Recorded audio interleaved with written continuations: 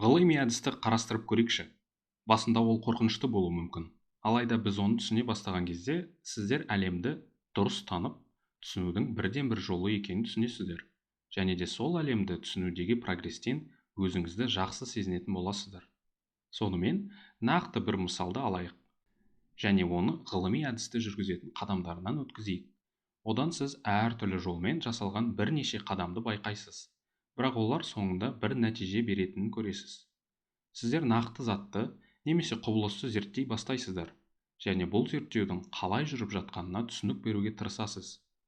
Содан кейін сол түсінікті тексеріп көресіздер. Сіз тексере алатындай түсінік ойлап тапқаныңыз өте маңызды. Содан кейін сіз олардың рас екенін көре аласыз. Кейін рас екенін біле отырып, сол түсінікті бір оймен бекітесіз. Егер ол шындыққа жанаспаса, сіз басқа түсінік ойлап табасыз. Ал егер шын болып, бірақ барлығын түсіндіре алмасаңыз, оны одан да нақтырақ түсіндіруге тырысасыз. Сонымен, нақты мысал ретінде сізді солтүстік Қазақстанда немесе тағы бір жерде тұрады деп есептейікші. Және одан қоса, сіз Каспий теңізінің жағасында немесе мұхит жағалауында тұрасыз делік. Бірінші мысалда сіздің үйіңіздің жанында кішкентай көл бар делік. Және сіз қыста көлдің суы мұхиттың суына қарағанда ертерек қататынын байқайсыз. Көлдің мұхитқа қарағанда салыстырмалы түрде жоғарырақ температурада қататынын байқайсыз. Сонымен сіз оны өзіңіздің бақылауыңыз деп санасаңыз болады. Бұл бірінші қадам. Зерттеу. Зерттеу біздің мысалымызда көл мұхитқа қарағанда жоғарырақ температурада мұзға айналады және қыста ол ертерек қатады. Ендігіде сізге керек болатын келесі мәселе, немесе сіз қарастыратын ғылыми әдістің екінші қадамы өзіңізге сұрақ қою. Сұрақ қою. Бұл мәселеде неліктен көлдің суы теңіз суына қарағанда тезірек және жоғарырақ температурада қатады? Содан сіз сұраққа жауап беруге тырысасыз. Бұл ғылыми әдістің үшінші қадамы әрі шешуші бөлімі. Сіз түсінік беруге тырысасыз, бірақ бастысы ол тексерілетіндей түсінік болу керек. Сонымен сіз тексерілетін түсінік беруге тырысасыз. Тексерілетін түсінік ғылыми әдістің негізгі тірегі, және ол гипотеза деп аталады. Сіздің гипотезаңыз бұл жағдайда тексерілетін түсінік теңіз тұзды судан құралған, ал көлдің суы тұщы судан құралған. Сіздің гипотезаңыз тұзды судың қату температурасы тұщы суға қарағанда төменірек. Дәл осы сәтте бұл жақсы гипотеза болар еді. Оның дұрыс не бұрыс екені маңызды емес. Негізінде біз әлі эксперимент жасамадық. Алайда бұл жағдайды тексеру үшін керемет эксперимент жасауға болар еді. Ғылыми әдістің бір бөлік ретінде қарастыруға келмейтіндей нашар гипотеза қандай болуы мүмкін? Мысалы, көлдің суын сиқырмен тезірек қатыратын су перісі бар деп есептейікші. Көлдің суын сиқырмен тезірек қатыратын су перісі бар деп есептейік. Бұл түсініктің дұрыс еместігінің себебі гипотеза періге тәуелді. Яғни біз оны қайта жасата алмаймыз. Ешкім періні көрмеді және зерттеген жоқ.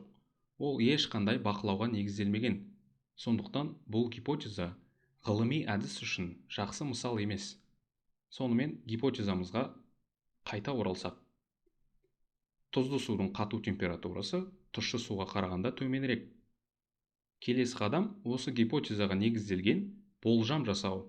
Және де бұл нағыз тәжірибе жасайтын бөлім. Тәжірибе жүргізу. Тәжірибе жүргізу. Тәжірибенің бөлімі болып табылатын екі қадамды қарастырайықшы.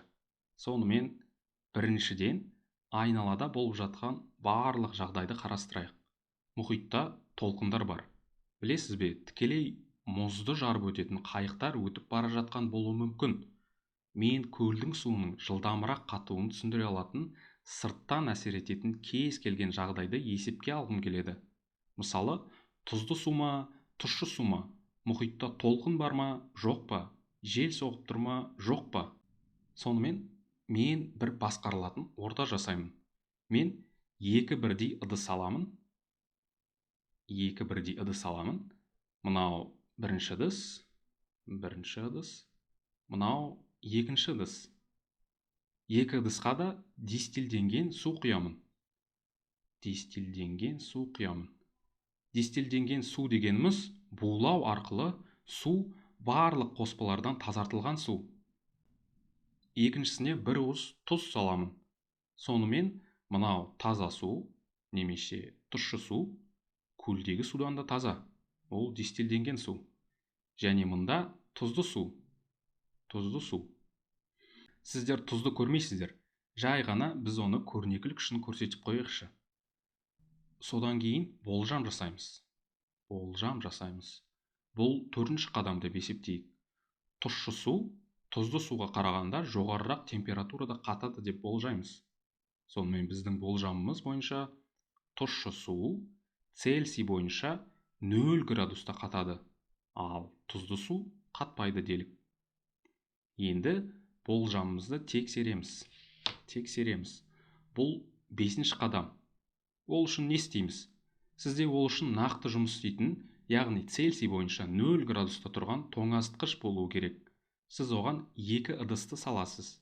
Олардың бірдей екеніне көз жеткізіп, барлығын қадағалайсыз. Беткейдің ауданын тексересіз, шынының материалын тексересіз, қанша су бар екенін қарайсыз. Содан кейін ғана бақылау жүргізесіз. Кейін бақылауыңыздың нәтижесін көресіз. Оны бір түнге тоңазытқышта қалдырасыз. Егер сіз тұщы судың қатқанын, ал тұзды судың қатпай қалғанын көрген болсаңыз, сіздің болжамыңыз орындалды. Яғни тұзды судың қату температурасы төменірек екенін растайсыз. Ал егер тұщы суда, тұзды суда қатпай қалса, немесе екеуі де қатып қалған болса, берілген түсініктің дұрыс емес екенін білесіз. Бұл сұраққа басқа түсінік беруге тырысасыз. Немесе бұл түсініктің бір бөлігі ғана жалғыз өзі ештеңе түсіндіре алмайды деп айтуыңыз мүмкін. Не одан да көбірек сұрақтар туындауы мүмкін.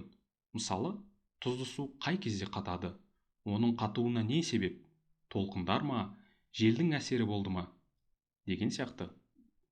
Содан кейін қайталау, немесе итерация және нақтылау үрдісіне көшесіз. Қайталау, немесе итерация және нақтылау үрдісіне көшесіз. Осылайша бірнеше рет нақтылап қайталайсыз. Итерация дегеніміз осы алған біліміңізді негізге ала отырып қайталап жасау. Сонымен сіз дұрысырақ түсінік беруіңіз мүмкін, немесе тұзды және тұщы су арасындағы айырмашылықты жақсырақ түсінуге көмектесетін көбірек тәжірибе ойлап табуыңыз мүмкін.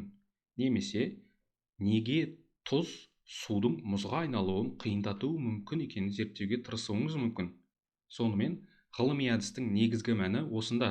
Ол қандай да бір бос нәрсе емес. Ол логикалық ойлау. Сіз әлемде болып жатқан бір құбылысқа түсініктеме бересіз. Оған бақылау жасай отырып тексересіз. Ол дұрыс болмай шыққанның өзінде сіз бақылауды қайталайсыз.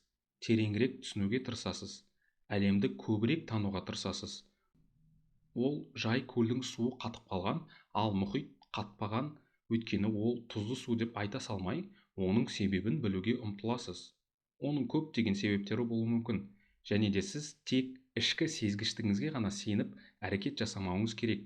Себебі сезгіштігіңіз тек 90%-ға ғана дұрыс болып, 10%-ы қате болуы мүмкін. Және сол қате пікірге сеніп жүре бересіз. Ал басқа адамдар оны қолданады. Және біздің біліміміздің негізі берік болмайды. Сондықтан ғылыми әдіс біліміңіздің негізін нық қалауға көмектеседі. Мен сіздерді ғылыми әдістің аталарының бірі және бірегейі болып табылатын кісімен таныстырайын.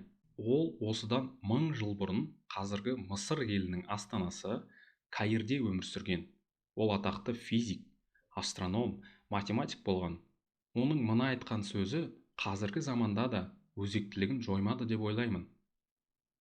Ғалымдардың еңбегін зерттейтін адамдардың басты міндеті және негізгі мақсаты шындықты зерттеу болып табылса, оқып жатқандарына қарсы келіп, жан-жақтан күдік білдіру болса, онда ол сыни сараптама жүргізу барысында шыдамсыздық және дұрыс түсінбеушілікке ұрынбау үшін өзіне де күмәнмен қарауы қажет. Хасан ибн әл-Хайтам, латынша аты Әл-Хазен. Ол басқалардың жазғандарына, оқығандарына ғана емес, өзіңе де күмәнмен қараңдар дейді.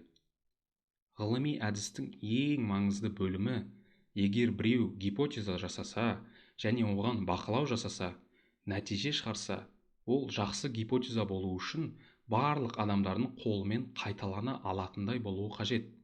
Ол 100 жылда бір рет келетін уақыт және ол тек сол күні ғана орындалады деп меңземейді. Яғни кез келген уақытта орындалатындай болуы қажет. Бұл қасиет ғылыми әдістің кілті болып табылады. Себебі басқа бір ғалым күмәнданып, мен оны орындай аламын ба деп айтуы мүмкін. Ол ақылды кісі және бұл шындық деген сөзіне сенбей, өзім қайталап көргім келеді дейді.